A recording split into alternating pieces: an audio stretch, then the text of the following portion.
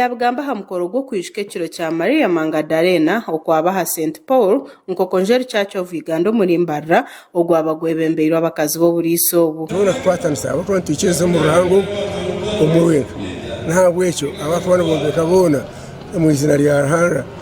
bashimye kwatanisa n'abagenzi babo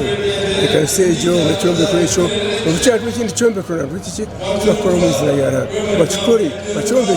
kikuri baka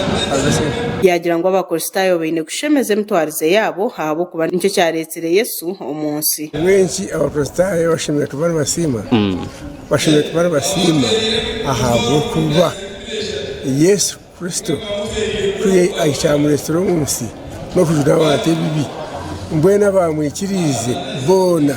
bashimire kuba basima n'ababireka santeji n'akore n'ibindi bintu ebitungure kanisa ombeka ekanisa ekine kizimbe naho kuteranda kubasa kuramiza mbwenu nk'abakristayo nk'abantu twena ekizimbe nk'ekikukira kubaho nimwe turi kuteranira kubasa kushabira na no kusimira Ruhanga ahabwe ibintu bitari bimwe na bimwe ebyakuba tukoriye Juliet Tahire Kamshana uri mukuru w'ekibina cya Christian Women Fellowship aha St James Ruharo yayoreka ko kireki nikijukwa ahabo kuba Mariamu akabakora telebikorwa byone biyesu yabe irakora ekiro cya Mariamu Magdalena niwe patron witu ngaba Christian Women Fellowship omucyarogu akaba akuratira Yesu yahereze kumujunaho emizuni mushanje yamukuratira kandi kumanya ngo akamukuratira na Yesu azokire niwo muntu yabandize kureba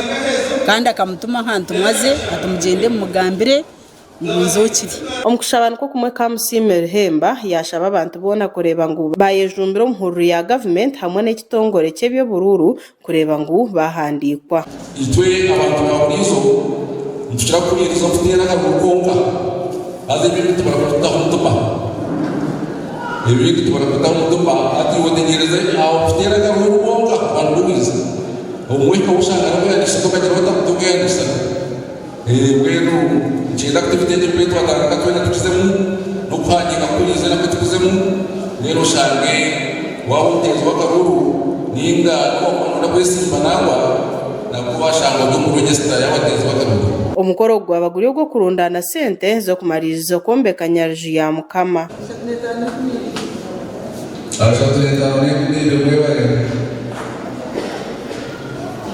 wakati nyingine tasema mronga ati ashatunetaro nekumi biromuruwe Gasha kwa Job Kato habwa Sky Television agensho